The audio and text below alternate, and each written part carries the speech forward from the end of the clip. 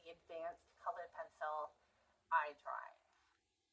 So in the last lesson, we went through and did a little bit of the pupil, the iris, a little bit of the white of the eye. And today we're going to do a little bit of the skin on the lids and a couple of the eyelashes around, just to show you how you can do that.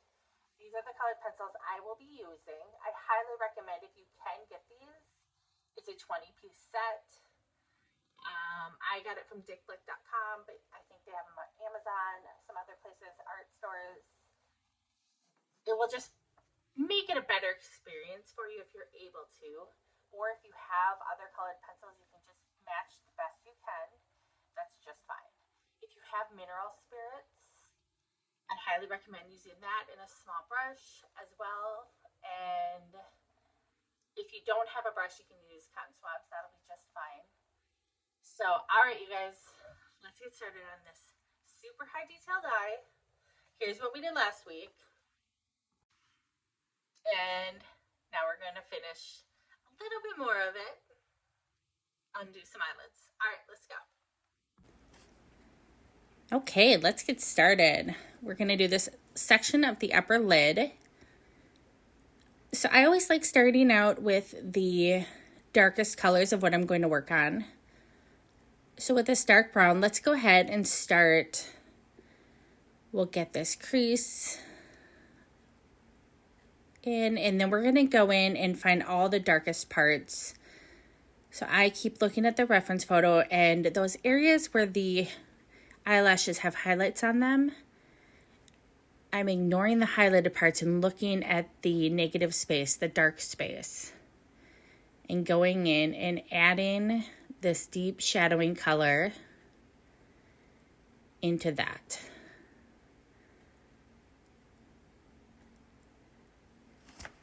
I am working from this tracing that we did previously. So I have it somewhat marked, but I still need to double check the reference. If you are doing this from your own reference photo, what I recommend doing is starting off very lightly fill in with brown where you believe those spots are until you're sure that they're in the right place.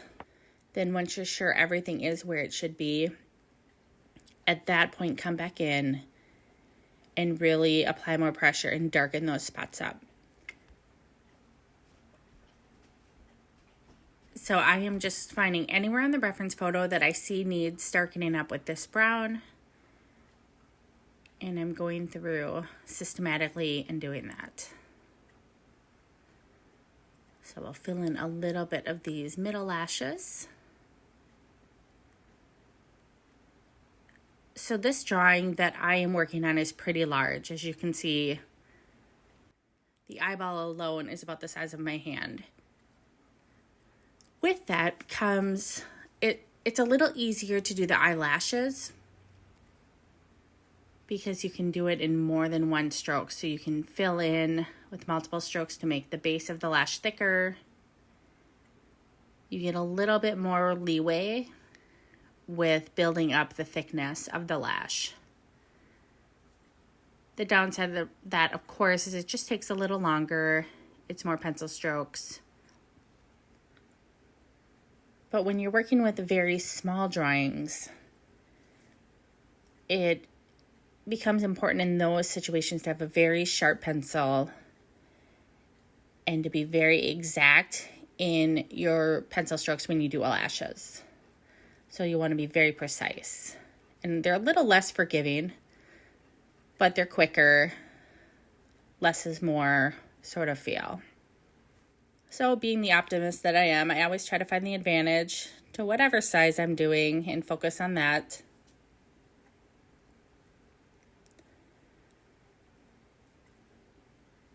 So again, this is the part that probably I think requires the most patience. We're going to go in and do this eyelid crease. It's just laying out everything properly and making sure that we have the right depth of color, range, that everything's in the right place. Especially when you're working with the darkest color now, you want to make sure that where you're putting that line is indeed in the right place. It is infinitely harder if you then have to stop the drawing later and correct because you put something in the wrong place.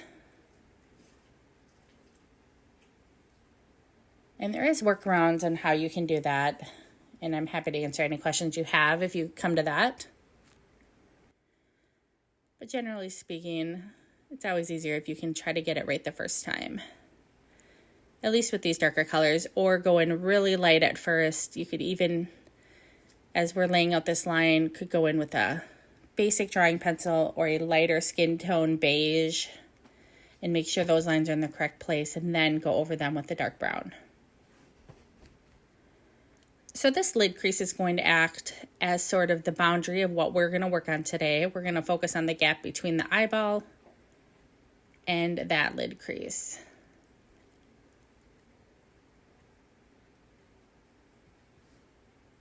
So we'll continue filling in these shadowed areas. And as I'm doing this, at any point you can pause if you're recreating this alongside me and catch up. Or you can just use it as a time to watch and then look at the reference photo and you can see what areas I am choosing to replicate in the drawing.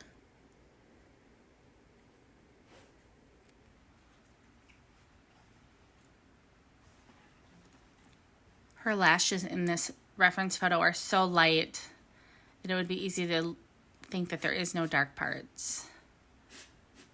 So here we're just shadowing in that wrinkle crease a little bit more on the side of her eye. This would be the outside.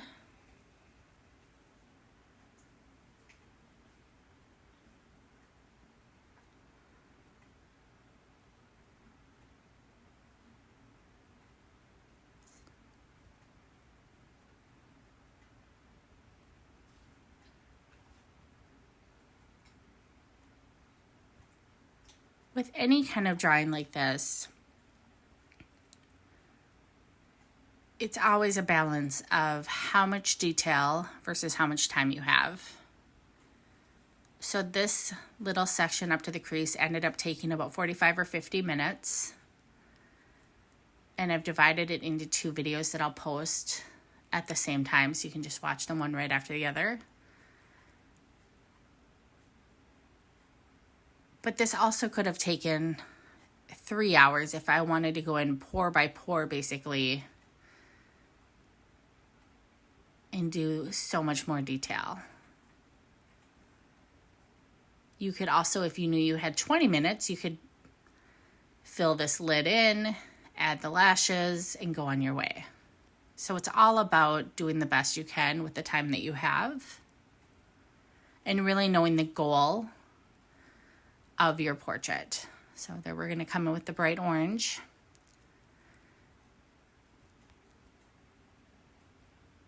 There are really great, beautiful orange tones in her skin in this portrait, so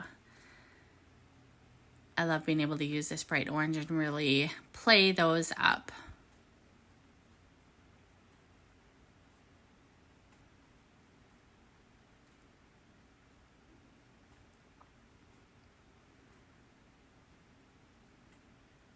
I prefer the layering method when I'm working in colored pencils, where it takes me a little longer, but I have a little more control. I just started doing colored pencils in 2019, so it's been 5 years now. And it's a learning process. I'm still learning. Every portrait I do brings out different challenges that I have to figure out how to tackle. But it's also really great because there's many ways you could approach any drawing. So I am just sharing how I tend to do it, which is one way. And you can take what works for you and leave what doesn't.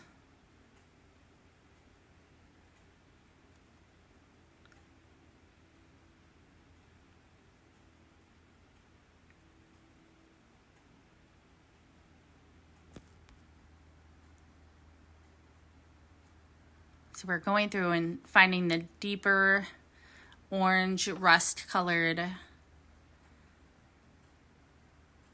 sections of the drawing or the reference photo here, and we're adding them to the drawing. So that's what I'm doing. I'm going through and looking for freckles, parts of that eyelid that are darker,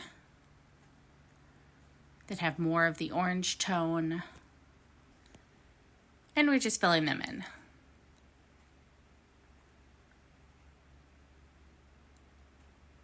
One of the reasons also that I love doing drawings like this is I find it incredibly meditative.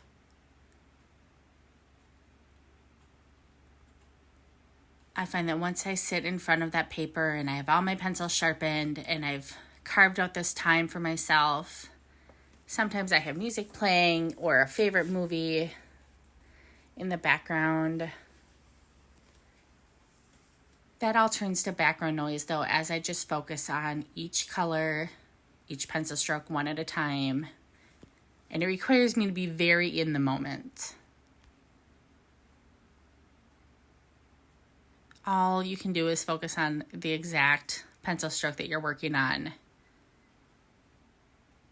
And you string those moments together, and suddenly it will have been many minutes or hours where you've been in deep concentration and fully present in the moment.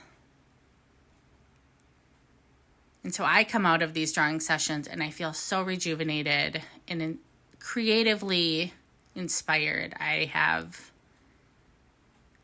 spent that time tapped into this creative part of my brain that just feels alive and awake.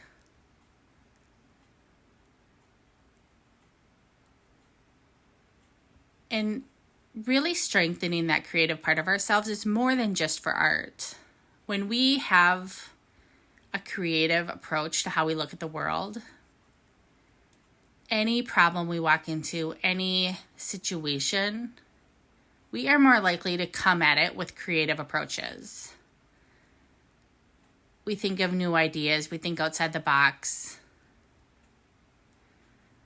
We come at it from a more centered place where we're not so reactive, but instead we can react to a situation with a little bit more calmness and a wider view of how we could see things.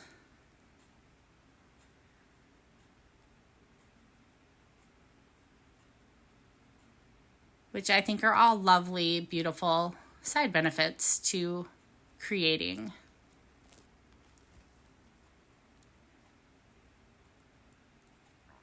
All right, so here we're going to come with a rosy pink.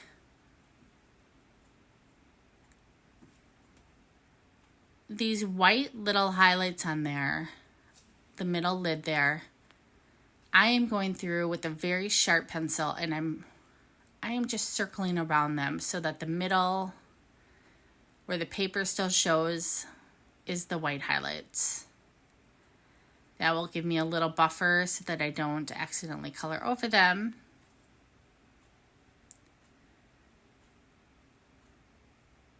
I'll just go through and do, making sure all of those are highlighted and the paper color is showing through.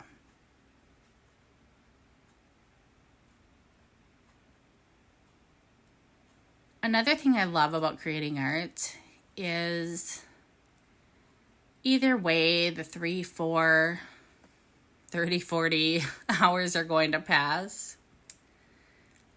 And how you spend your time.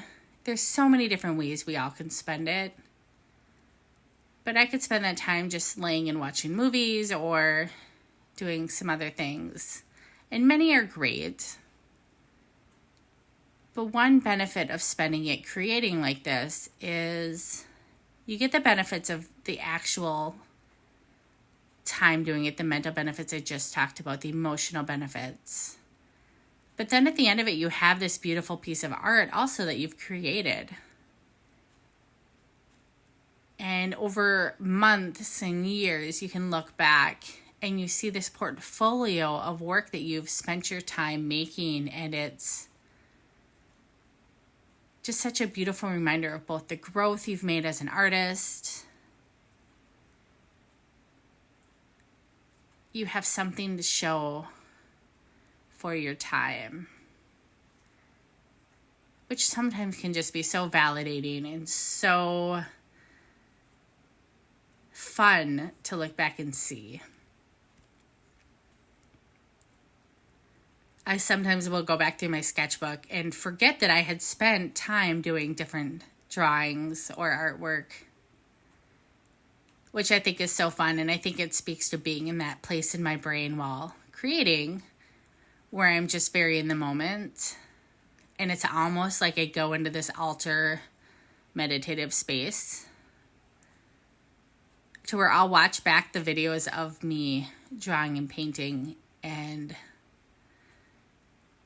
can look at it like a viewer that wasn't there sometimes, that says, oh, that's interesting. I pop around a little bit, or it's interesting how I chose that color versus that color. Just going in with a sense of fun and appreciating the lightheartedness of it all.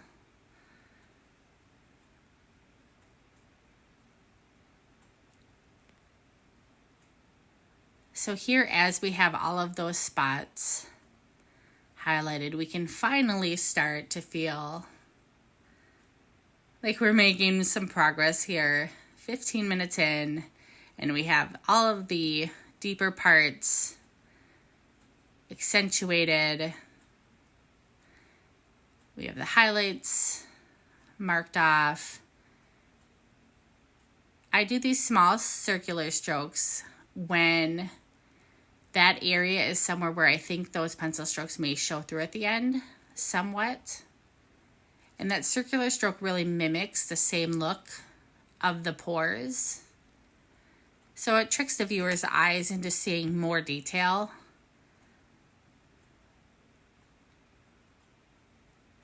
In areas where I know I'm going to continue to build up the color and this is just one layer that really won't show, then I'm okay with doing straighter pencil strokes.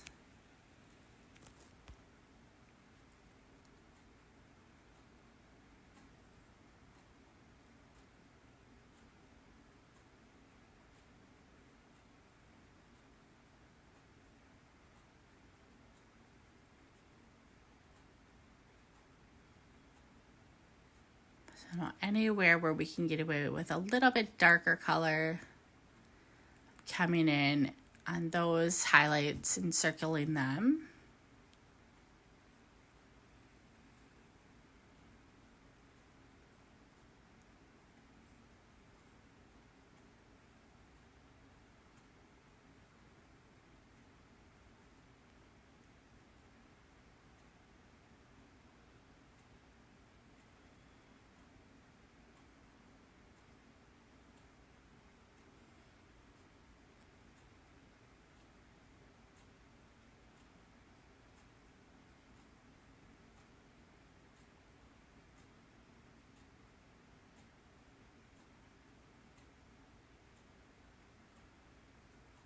So I'm using light to medium pressure here.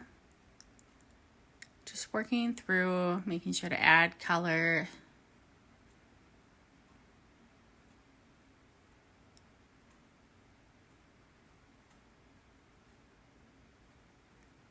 Really, what I'm doing is constantly looking back at that reference photo and then looking back where I'm at. And each little step, I look for clues. Like right now I know I'm above the edge of the iris, so I can look back at the drawing quickly and say, okay, above the edge of the iris, what are the highlights? What are the darker parts? What color do I have? And within a second or millisecond, keep doing that. And so I can continuously see how dark I should go with my shading.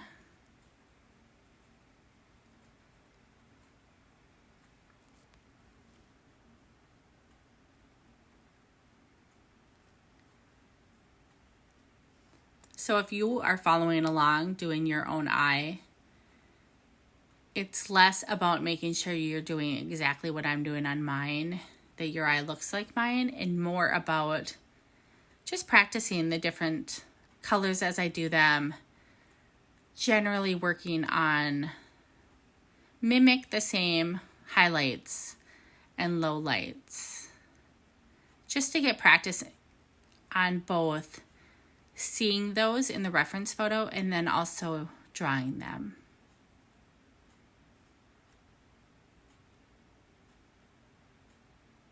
So that when you are doing a drawing from your own reference photos, at some point you have built up a little bit of muscle memory on what you're looking for.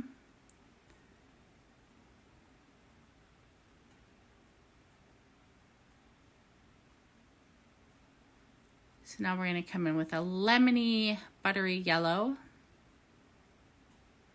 from our 20-piece set. And I am just going in and adding this to the areas of that eyelid that have that yellower tone. First of all, and then any area on the eyelid where that yellow tone could help pull out different yellow tones on the skin tone.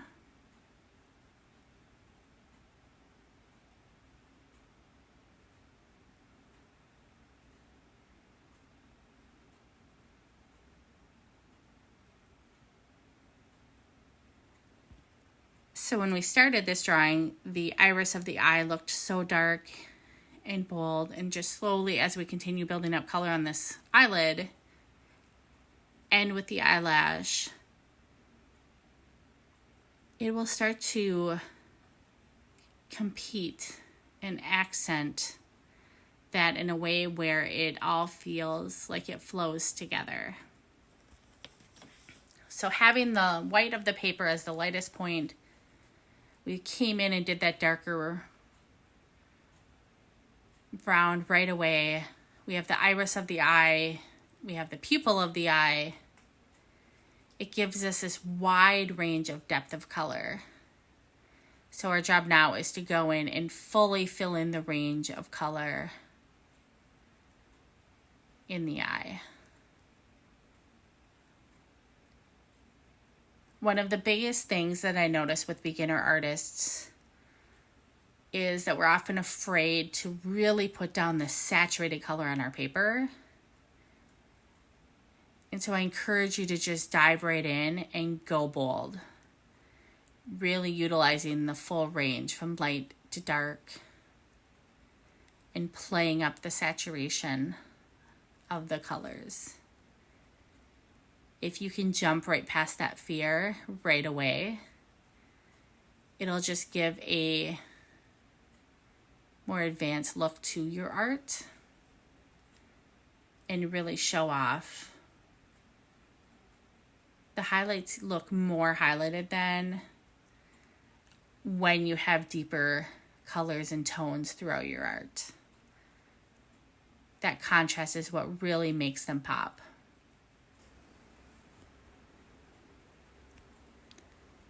So here we'll come in with a beige-ish brown and fill in a little bit more of the shadowing here.